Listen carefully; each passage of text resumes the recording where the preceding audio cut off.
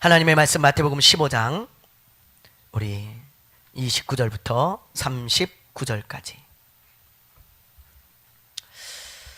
마태복음 15장 우리 29절부터 39절까지 말씀입니다. 신약성경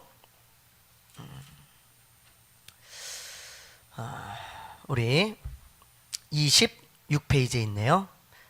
29절부터 39절까지 한 절씩 교독하겠습니다. 예수께서 거기서 떠나사 갈릴리 호숫가에 이르러 산에 올라가 거기 앉으시니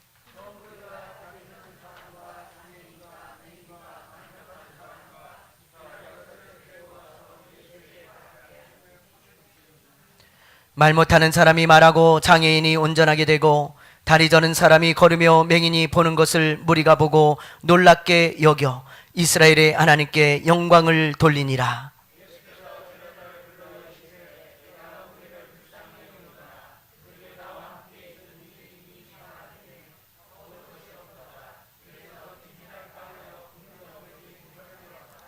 제자들이 이르되 광야에 있어 우리가 어디서 이런 무리를 배부를 만큼 떡을 얻으리이까?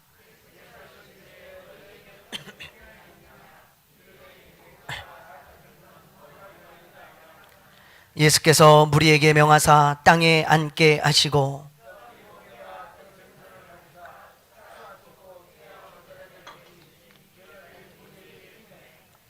다 배불리 먹고 남은 조각을 7 광주리에 차게 거두었으며 같이 합니다. 예수께서 무리를 흩어보내시고 아멘. 할렐루야. 할렐루야. 사람들은 생각이 서로 다릅니다. 사람들의 생각이 다른 것은 굉장히 자연스러운 일이고요, 당연한 일입니다. 한 집에 사는 남편과 아내도 생각이 다른데 뭐 따로 떨어져 사는 남들이야 뭐 오죽하겠습니까?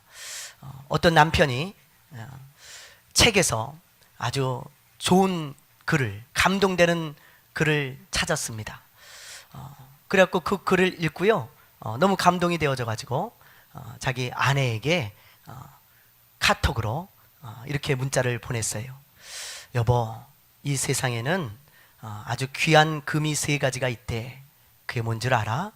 그러면서 하나는 황금이고 또 하나는 지금이고 또 하나는 소금이야. 그러면서 그 이야기를 그냥 쫙 써가지고 그 내용을 보내줬어요. 근데 잠시 후에 답장이 왔습니다. 여보, 아내로부터 답장이 왔어요. 여보, 좋은 글이긴 한데 나는 그것보다 더 소중한 금이 3가지가 있어. 그게 뭔 줄 알아?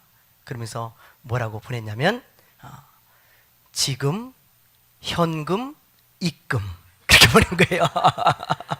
지금, 현금, 입금. 그렇게 보냈다는 거예요.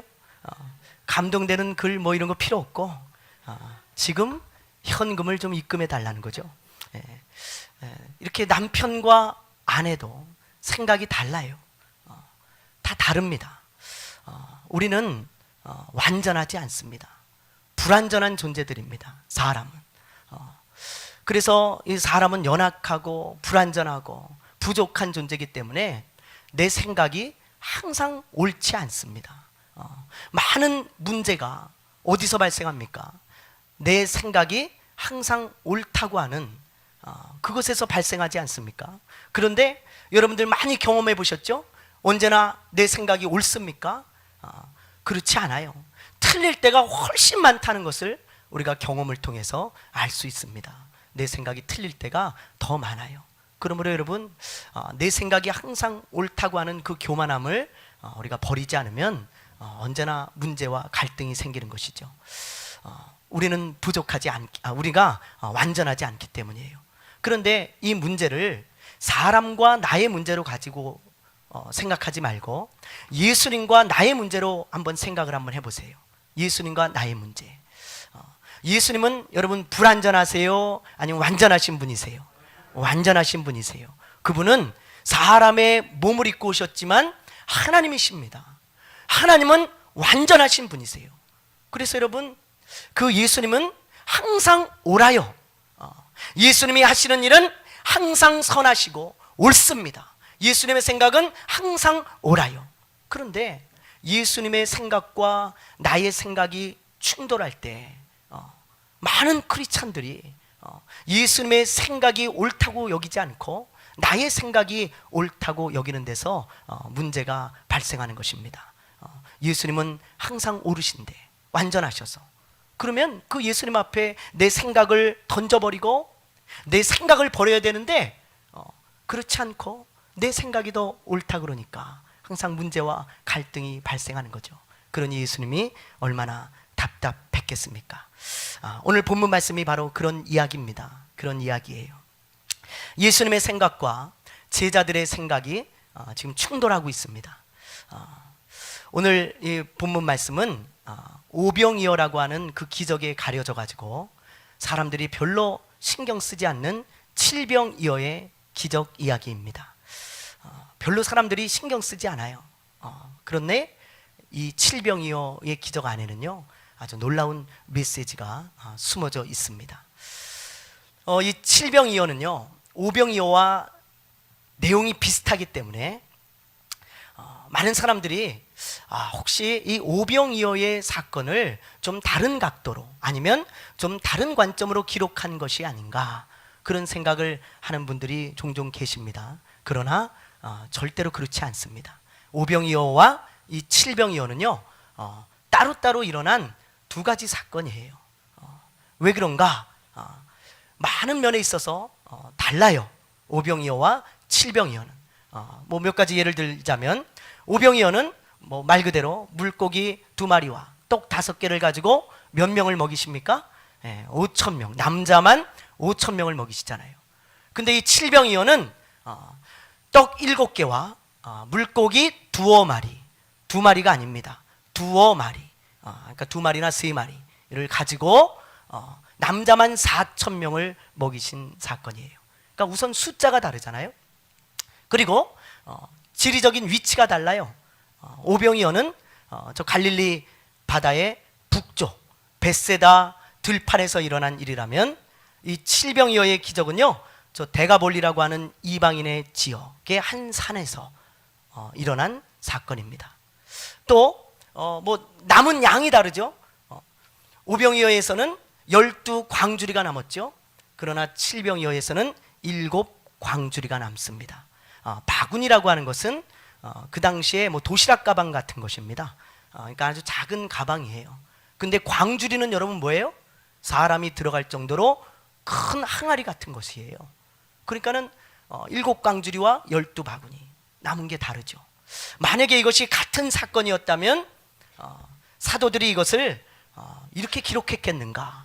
그렇지 않지요. 다른 사건이었기 때문에 이렇게 다르게 기록을 한 것입니다. 그러니까 오병이어가 먼저 일어났고요, 그 이후에 칠병이어의 사건이 일어났다는 것을 우리가 알 수 있는 것입니다.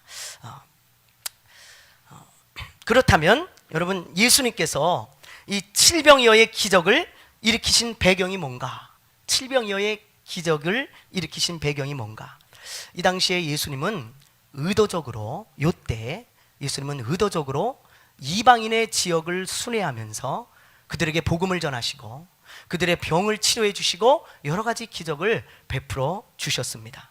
마태는 이것을 자세하게 기록하지 않았지만 마가는요, 비교적 예수님의 동선을 아주 자세하게 기록하고 있습니다.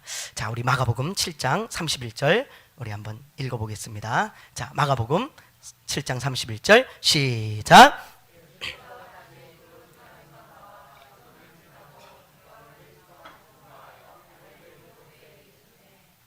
보세요. 자, 지금 마가복음에 보면 예수께서 다시 두로 지방, 자, 우리 PPT를 한번 넘겨줘 보실래요? 자, 이걸 제가 준비해 왔는데요. 자, 여기 보시면요, 지금 오늘 말씀해 보니까, 마가복음에 보니까 예수님께서 오병이어를 일으키신 곳은 여기 벳세다라고 하는 갈릴리 바다 북쪽입니다. 위쪽 지역이에요. 여기를 나오셔가지고 이렇게 두로 지방으로 가셨어요. 두로. 여기서 누굴 만나냐면 지난주에 우리가 살펴본 가나안 여인을 만난 거예요. 가나안 여인에 대한 이야기가 이 두로 지방에서 일어난 것이고, 지금 마가가 어떻게 기록하고 있어요? 두로 지방에서 나와서 시돈으로 가셨다. 이 시돈 지방에서 또 나와가지고 뺑 둘러서 이 데가볼리 지역을 통과하셔서 갈릴리 바다 요 남동쪽 어느 산에 지금 예수님께서 오셨다. 그렇게 지금 기록하고 있는 것입니다. 그러니까 여기 지금 예수님이 이렇게 뺑 둘리 도는 이 지역은요, 전부 이방인의 지역입니다. 이스라엘 땅이 아니에요. 그러니까 이방인들이 살고 있는 땅이었고, 이방인들이 있는 이방인들의 도시였다 이 말이죠.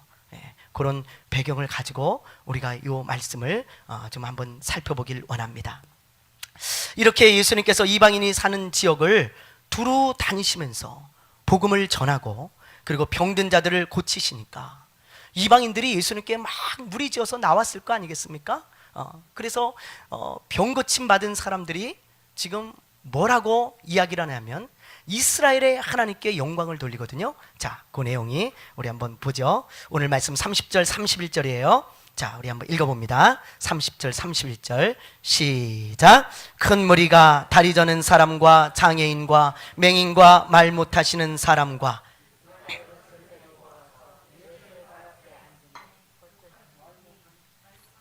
말 못하는 사람이 말하고 장애인이 온전하게 되고 다리 저는 사람이 걸으며 맹인이 보는 것을 무리가 보고 놀랍게 여겨 이스라엘의 하나님께 영광을 돌리니라. 여러분, 무리들이 병고침을 받았어요. 그죠? 병든 자가. 근데 이스라엘의 하나님께 영광을 돌렸다. 자연스럽지 않죠? 만약에 이 사람들이 이스라엘 사람들이었다면 그냥 하나님께 영광을 돌리는 거예요. 근데 이스라엘의 하나님께 영광 돌렸다는 것은 이들이 이방인들이었다라는 것을 말해주고 있는 것입니다. 그러니까 이방인들의 지역을 순회하면서 이 데가볼리 지역, 이 지역에서 이방인들을 지금 고쳐주시고 이방인들을 치료하시고 이방인들에게 복음을 전하신 것을 우리가 볼 수 있죠. 그동안 아까 우리가 봤던 그 지도의 이방인 지역은요, 이스라엘 근처에 있는 지역이었지만 예수님에 대한 소문만 들었지 예수님을 본 적이 없어요. 그렇죠? 병든 자를 고치셨대. 뭐 그분이 하나님의 아들이래. 그분을 만나면 놀라운 변화가 일어난대. 그분을 만나면 구원을 얻는데.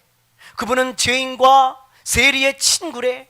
그분을 만나면 장애인들이 고침을 받고 병든 자가 일어난대. 그러면서 말이죠, 예수님에 대한 소문은 잔뜩 들었는데 본 적이 없습니다. 근데 예수님께서 이방인의 지역들로 지금 다니시면서 복음을 전하고 놀라운 기적을 행하시고 병든 자들을 치유하시니까 이방인들이 그 예수님을 보면서 너무너무 놀라면서 말이죠, 무리를 지어서 막 예수님을 따라다니기 시작하는 거예요. 근데 그 중에는 저 멀리 막 두로와 시돈 이런 데서 따라온 사람들도 있습니다. 그런 사람들은 도시락을 싸들고 막 따라오고 말이죠. 그리고 길에서 노숙까지 하면서 무려 며칠을 같이 있었냐면 3일을 같이 있었다. 지금 그렇게 기록하고 있습니다. 그렇게 3일을 같이 있었어요.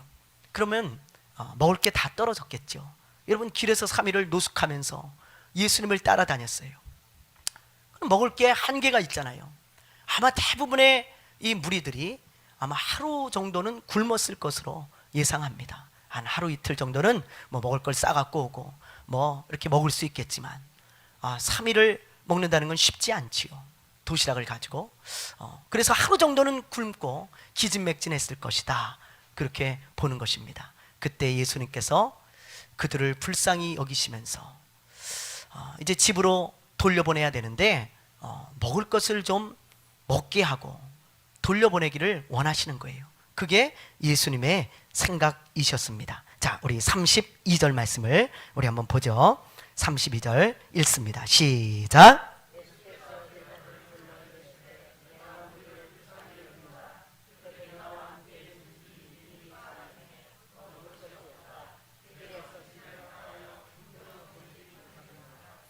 보세요. 예수님께서 지금 어떤 생각을 가지고 계세요? 그 무리를 불쌍히 여기시면서 집에 도저히 내가 그냥 돌려보내지 못하겠다. 그들에게 뭔가 먹을 것을 주어야 되겠다. 그게 예수님의 생각이잖아요. 근데 제자들의 생각은 달라요. 자, 우리 33절 우리 한번 읽어보죠. 33절 시작.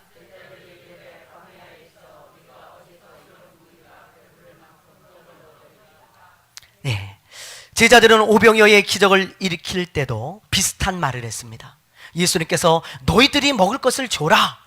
오병이어의 기적을 일으킬 때 그렇게 말씀하셨거든요. 그때 제자들이 뭐라 그러냐면, 아니 예수님, 어디서 떡을 구해서 우리가 이 많은 무리를 주겠습니까? 밖에 나가서 사와도 2천만 원 이상이 드는 돈이 필요합니다. 그럼 어떻게 저 사람들을 다 먹이겠어요? 이런 말을 했는데, 이 말은요, 아직 제자들이 오병이어의 기적을 경험하지 못했기 때문에 진짜로 이 말을 할 때는 정말 당황스럽고 황당해서 한 말이에요. 그치요? 경험해보지 않았으니까요. 어디서 이 무리를 먹이겠어요? 그렇게 얘기를 한 게 당연하죠. 황당하고 당연합니다. 그런데 지금은 달라요. 이 칠병이어의 사건이 일어날 때는 이미 몇 개월 전에 오병이어의 기적을 경험한 후입니다. 그러면 예수님이 저들을 먹을 것을 좀 줘서 보내자, 굶겨서 내가 못 보내겠다, 멀리서 온 자들도 있지 않냐, 가다가 쓰러지면 어떡하냐, 그랬을 때 제자들이 금방 오병이어의 기적의 사건을 딱 떠올리면서 생각하기를, 예수님, 그럼 우리에게 지금 떡 7개와 물고기 2마리가 있으니까 예수님 저번처럼 오병이어의 기적을 일으켜가지고 저 무리들을 먹이면 되겠네요. 이게 정상적인 생각 아니겠어요? 제자들이 기억력이, IQ가 아주 전응아가 아닌 이상 몇 개월 전에 일어난 일을 모를 리가 없습니다. 분명히 해요. 그런데 지금 이 제자들이 한 말의 뉘앙스를 한번 보세요. 33절에 뉘앙스를 한번 보면, 제자들이 이르되 광야에 있어 우리가 어디서 이런 무리가 배부를 만큼의 떡을 얻겠습니까? 예수님, 이게 정말 어떻게 해야 될지 몰라서 이야기한 걸까요? 저는 아무리 읽어봐도 그렇게 느껴지지가 않습니다. 이들은 오병이어를 경험한 지 얼마 되지 않았어요. 예수님께서 능히 그 무리들을 먹일 수 있다는 것을 압니다. 근데 제자들의 반응은 부정적이에요. 왜 그랬을까요? 한마디로 말하면 제자들은 그들에게 떡을 주고 싶지 않아요. 지금 예수님을 따르는 그 무리들은 이스라엘 사람들이 아니고 이방인들입니다. 이방인들. 그러니까 제자들의 생각에 우리가 정말 개처럼 여기는 저 이방인들, 이 이스라엘 사람들은요 이방인하고 상종을 안 합니다. 그 당시에 더 심했어요. 그러니까 우리가 상종도 하지 않는 저 이방인들에게 이미 예수님께서 그 지역을 순회하시면서 복음을 전하셨죠. 그들에게도. 그리고 그들의 병든 자를 고쳐주셨죠. 그리고 그들에게 여러 가지 기적을 베풀어 주셨습니다.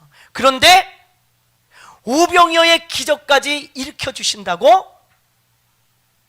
그럴 필요가 있나? 저들은 이방인들인데 예수님 적당히 하시고 빨리 다시 이스라엘 지형으로 넘어가시죠. 그게 제자들의 생각이었을 가능성이 굉장히 높습니다. 제가 지금 지나친 해석을 하는 것일까요? 그렇지 않아요.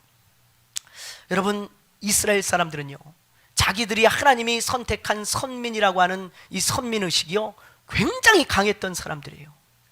이게 벗어지지 않았던 사람들입니다. 저 이방인들은 지옥 갈 사람들, 개들, 이렇게 생각하고요, 자기들은 하나님의 백성들, 하나님의 자녀들, 이렇게 생각했어요. 얼마나 편견이 심한지 아무리 이걸 벗기려고 해도 벗겨지지 않습니다. 한 예를 들어볼까요? 예수님께서 분명히 이 12 제자에게 말씀하시기를, 너희가 땅끝까지 이르러 나의 증인이 되라 그랬어요. 예수님의 제자들은 분명히 예수님의 말씀을 들었고 예수님의 의도가 무엇인지를 압니다. 근데 이 사람들은요 땅끝은커녕 사마리아도 안 가요.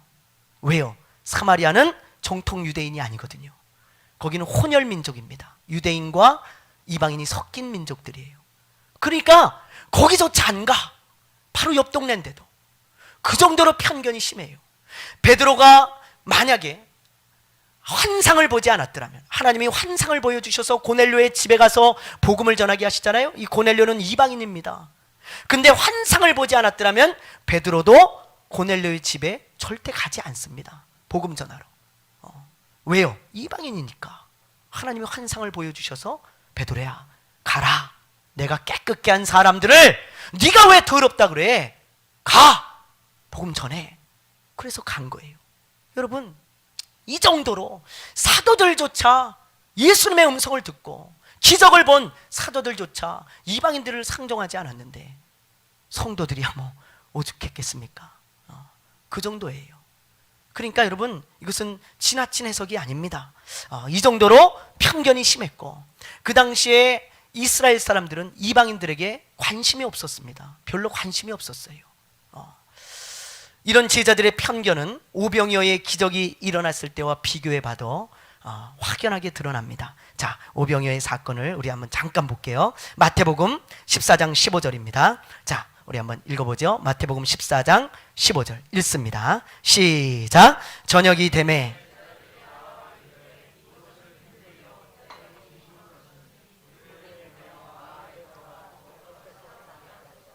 네, 보세요. 이 오병이어 때인데 지금 누가 먼저 무리를 걱정하고 있어요? 제자들이에요? 예수님이에요? 제자들이에요. 자, 보세요. 저녁이 되면 제자들이 나와서 이곳은 빈들입니다. 예수님, 때도 이미 저물었어요. 밤이 돼갑니다. 무리를 보내서 마을에 들어가 먹을 것을 좀 사 먹게 해야 되지 않겠습니까? 저들이 많이 굶었어요. 예수님 따라다니느냐고. 그러니까 예수님이 뭐라 그러냐면 니들이 먹을 거 줘라. 그렇게 이제 이야기가, 스토리가 시작되어지는 거거든요. 그러니까 누가 먼저 지금 얘기하냐? 제자들이 먼저 얘기하고 있다고요. 제자들이. 근데 이 칠병이어 때는 뭐 하루를 굶은 것이 아닙니다. 이때는 오전부터 오후까지 따라다녔지만 이 사람들은 지금 3일을 따라다녔어요. 아주 굶었고 기진맥진해 있습니다. 그런데 길에서 노숙까지 했어요. 그런데 제자들은 예수님, 정말 저들이 많이 굶은 거 알지 않습니까? 먹을 거 좀 주셔야 되지 않겠습니까? 한마디도 하지 않아요. 몰랐을까요? 아니에요. 알고 있었어요. 근데 왜 한마디도 하지 않았을까요? 관심이 없는 거예요. 그 사람들에게는. 아우, 저 이방인들, 뭐하러 예수님 이렇게 여기 있지? 뭐하러 저들에게 저런 은혜를 베풀지? 왜 병든 자 고치고, 뭐하러 복음 전하고, 뭐하러 하시지? 그런 마음이, 그런 편견, 그런 생각에 사로잡혀가지고 관심이 없어요. 굶든지 말든지. 그게 지금 제자들의 모습이라는 것입니다. 그런데 그런 제자들의 생각을 알면서도 예수님은 일부러 생각을 굽히지 않습니다. 그리고 오병이어 때와 똑같은 질문을 하세요. 그런 소리 하지 말고, 그런 생각 가지고 있지 말고. 그건 예수님이 마음속으로 하셨겠죠. 나오지 않으니까요, 성경에. 제자들에게 뭐라 그러시냐면, 야, 너희들 빨리 뭐 먹을 거 가져와. 잔소리 말고. 몇 개 있냐? 그러니까 제자들이요, 못마땅한 투로 뭐 한 떡 7개 하고요, 물고기 뭐 조그만 거 한 도세 마리 있습니다. 그래서 도마리가 아닌가, 저는 그렇게 생각을 해요. 정확하게 기록한 게 아니고 대충 얘기한 거예요. 그냥 한 도세 마리 있습니다. 한 도마리. 그거 뭐 하시게요, 예수님? 알지요, 제자들도. 불안한 느낌이 있지요. 근데 예수님이 그거 가져와라. 그리고는 이스라엘 사람들하고 똑같은 방법으로 하나님을 향해서 감사 기도를 하시고 제자들에게 그걸 나누어 주면서 너희들이 이거 나누어 주어라. 그리고는 나누어 주었는데 4,000명이 먹고 7광주리가 남았다는 것입니다. 여러분, 여기서 우리는 예수님의 생각과 제자들의 생각이 충돌하는 것을 보게 되어지죠. 제자들은 이스라엘 사람들과 이방인들을 다르게 생각하고, 저들에게 꼭 저렇게까지 할 필요 있나? 저들에게까지 떡을 줄 필요 있나? 저런 은혜를 베풀 필요 있나? 그런 생각을 가지고 있었지만 예수님은 전혀 그런 생각이 없으세요. 예수님은 이방인들도 똑같이 불쌍히 여기시면서 그 이방인들에게 똑같이 떡을 주셨고, 똑같은 은혜를 베풀어 주셨고, 똑같은 기적을 베풀어 주신 것입니다. 차별 없이 나누어 주셨어요. 이 떡은 무엇을 의미할까요? 생명의 떡입니다. 요한 복음에 보면 이 오병이어의 기적을 기록하면서 성령께서 요한을 통해 뭐라고 기록했냐면, 이것은 생명의 떡에 관한 이야기다 그랬어요. 예수님만이 우리에게 생명의 떡, 구원의 떡을 주실 수 있다는 이야기입니다. 너희들이 썩을 양식을 위하여 일하지 말고 썩지 않을 양식을 위하여 일하라. 예수님이 그렇게 말씀하셨잖아요. 떡을 찾는 그들에게 내가 생명의 떡이다 그러면서 떡을 나누어 주신 거예요. 이방인들한테도 마찬가지입니다. 여러분, 오늘날도 많은 크리스찬들이 예수님과 생각을 달리하는 부분이 바로 이 부분입니다. 예수님은 가난하고 병들고 소외되고 별 볼 일 없고 정말 이방인들처럼 세상에 내던져진 자들, 우리 마음에 있는 이방인들 있죠? 별로 관심 갖지 않고 관심 갖고 싶지도 않고 세상에 내던져진 사각지대에 있는 사람들, 그런 사람들도 예수님은 불쌍히 여기시고 구원의 떡, 생명의 떡을 나누어 주기를 원하시는 거예요. 여러분, 근데 우리의 관심은 항상 어디에 있습니까? 항상 멀쩡하고 반듯한 사람들, 그런 사람들에게만 관심이 있고 그런 사람들에게만 전도하길 원하고 그런 사람들이 교회에 오길 원하지 않아요? 그러나 예수님의 생각은 달라요. 예수님은요, 정말 우리가 이방인처럼 여기는, 제자들이 이방인처럼 여겼던 그런 사람들, 그런 사람들도 교회 공동체로 들어와서 정말 예수님의 은혜를 입어 구원을 얻고 변화되어지고 하나님의 자녀가 되기를 원하시는 것입니다. 우리는 우리 주변에 이방인들이 많이 널려 있는데도 그 사람들을 전도할 생각 하지 않습니다. 왜요? 별로 관심이 없어요. 가난한 자들, 장애인들, 그리고 많은 사람들에게 손가락질 받는 자들, 뭐 이상하게 사는 사람들, 사람들이 제껴놓은 사람들, 우리도 다 제껴놓고 그들을 이방인처럼 여기며 우리도 저 사람들에게까지 떡을 주어야 되나, 그렇게 생각하는 게 우리가 아닌가라는 생각을 해봅니다. 여러분, 예수님께서 사마리아에 들어가셨을 때 우물에서 물을 뜨고 있는 한 여인에게 전도를 하셨잖아요. 사마리아에 들어가셔서 일부러 들어가신 겁니다. 의도적으로. 그리고는 일부러 그 시간에 우물에 가셔서 이 여자가 물을 뜨러 올 때 일부러 말을 걸으셨어요. 이 여자는요, 12시에 물을 뜨러 왔거든요. 낮 12시에, 정오에. 근데 대부분의 그때 여자들은요, 아침에 와서 물을 뜨고 갑니다. 그 물을 떠서 가야 뭐 가정 일을 할 수 있잖아요. 근데 이 여인은 어떻게 된 게 낮에 뜨러 와요. 낮에 뜨러 왔다는 건 뭐예요? 아무도 오지 않을 때 그냥 혼자 와서 떠가지고 갔다는 의미예요. 왜 그랬나? 이 여자는 상처가 많아요. 마음에 큰 상처를 가지고 있습니다. 결혼을 6번을 했습니다. 많은 사람들이 이 여자와 교제하지 않습니다. 친구가 되어주지 않습니다. 아마 이 여자는 마음에 큰 병이 있어서 공황장애나 우울증 같은 것을 겪고 있었을지 몰라요. 공황장애가 뭐예요? 사람 만나기 싫은 거잖아요. 이 여자는 사람을 보기가 싫어요. 그러니까 아무도 없는 그때 홀로 와가지고 우물에서 물을 뜨고 있는데 예수님이 이 여인에게 의도적으로 찾아와서 말을 겁니다. 나에게 물 좀 주시오. 그러니까 이 여자가 깜짝 놀라죠. 아무도 나에게 말을 걸지 않고 관심이 없고 세상 사람들은 나를 손가락질하면서 다 제껴놨는데 예수님은 유독 관심을 갖는다 이 말이에요. 그래서 이야기가 시작되어지고 예수님을 그 여인이 믿게 되어집니다. 여러분, 우리 같으면 이런 여인에게 말을 걸겠어요? 우리 주변에 이런 사람들이 널려 있습니다. 아주 많이 널려 있어요. 사각지대에. 그런데 우리는 예수님과 같이 이 여인에게, 이런 사람에게 접근해서 전도할 생각 안 합니다. 똑같이 관심 갖지 않아요. 마음의 이방인으로 제껴둡니다.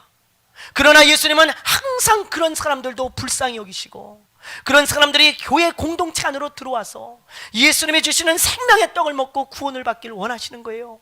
여러분, 우리가 그걸 빨리 캐치해야 돼요. 그게 예수님의 마음이에요. 이 여인이 결국 예수님을 믿고 변화되어져서 그 큰 상처를 극복하고 예수님을 전하는 전도자가 되어지지 않습니까? 얼마나 놀라운 변화입니까? 여러분, 사람이 어떻게 변할지 어떻게 알아요? 근데 우리는 자꾸 이방인들을 멀리 한다고요.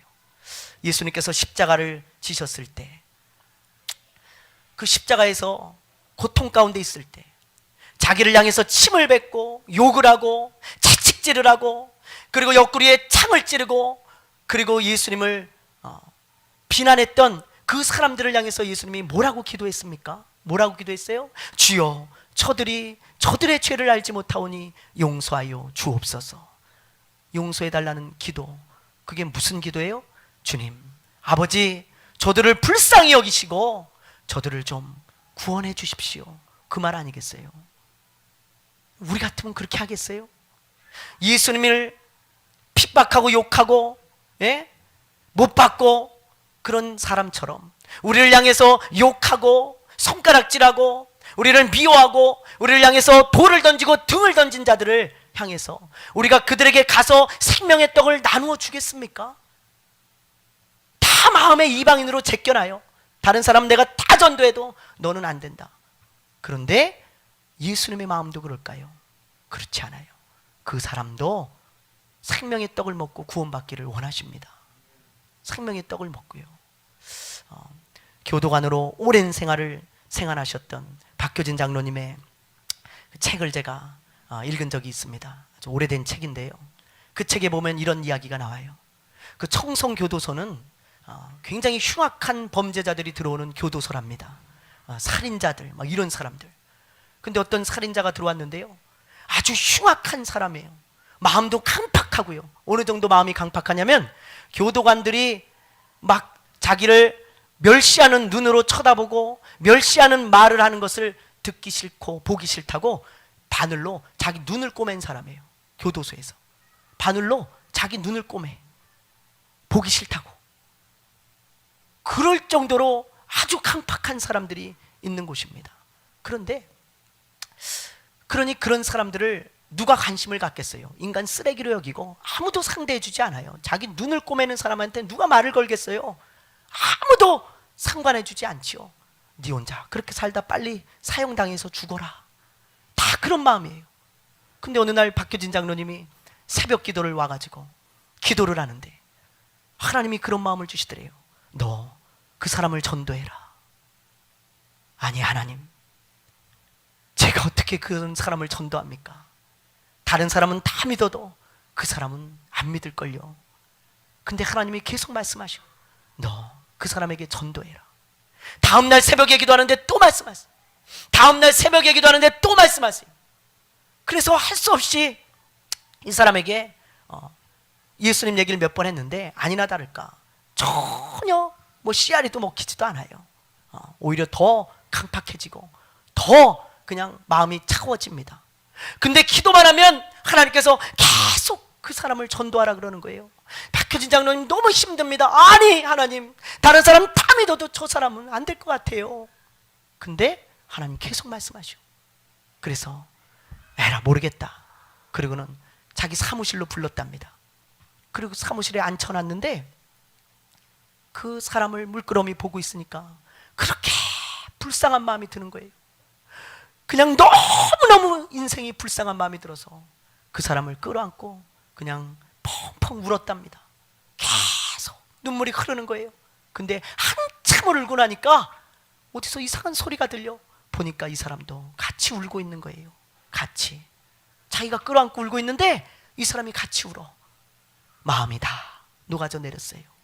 박효진 장로님이 거기서 예수님을 전하니까 내가 예수를 믿겠다고. 그리고 거기서 예수님을 영접합니다. 이 사람이요, 그 교도소에서 얼마나 많은 사람들을 전도했는지 압니까? 그리고 이 사람이 사형장에 끌려가면서요, 하늘 가는 밝은 길이 찬송을 합니다. 하늘 가는 밝은 길이 내 앞에 있으니, 그러면서 두벅두벅 걸어가서 그 사형장에 이슬로 사라지면서 이 장로님을 보고 뭐라 그러냐면, 장로님 전도해 주셔서 감사합니다. 먼저 천국 가 있겠습니다. 그리고는 사형당하고 죽었어요. 여러분, 우리 생각에는 그런 쓰레기는 구원받지 못할 것 같죠. 전도해도 안 될 것 같다고 생각하고 다 제껴놓은 이방인들이에요. 그러나 그 사람도 하나님은 불쌍히 여기시고 그런 사람들도 구원받기를 원하십니다. 생명의 떡을 나눠주기를 원하세요. 그러므로 사랑하는 여러분, 내 생각과 예수님은 다르다는 것을 알고 편견을 버려야 합니다. 내 마음에 이방인처럼 여기는 사람들, 그 사람도 전도하십시오. 그 사람에게도 생명의 떡인 예수님을 나누어 주십시오. 그 사람이 오늘 이 칠병이어의 기적을 맛본 사람들처럼 예수님을 따라다니며 예수님의 기적을 맛보고 예수님을 전하는 사람들이 되어질 줄로 믿습니다. 기도하겠습니다. 우리 이 시간에 기도합시다. 주님, 내 마음에 편견을 가지고 하나님이 이방인들처럼 여기는 사람들을 관심도 갖지 않고 전도도 하지 않고 주님의 사랑을 주려고도 하지 않았습니다. 그러나 아버지 하나님, 우리 주님의 마음은, 우리 주님의 생각은 그런 사람들도 동일하게 불쌍히 여기시며 동일하게 생명의 떡을 나누어 주기를 원하십니다. 주님, 나를 통하여 저 이방인 같은 자들에게 생명의 떡이 나누어지게 하옵소서. 주님의 사랑이 나누어지게 하옵소서. 주님, 나를 사용하여 주셔서 칠병여의 기적이 일어나게 하여 주시옵소서. 오늘 이 시간에 우리 주여 한번 부르고 우리 간절한 마음으로 기도하며 나아가겠습니다. 주여!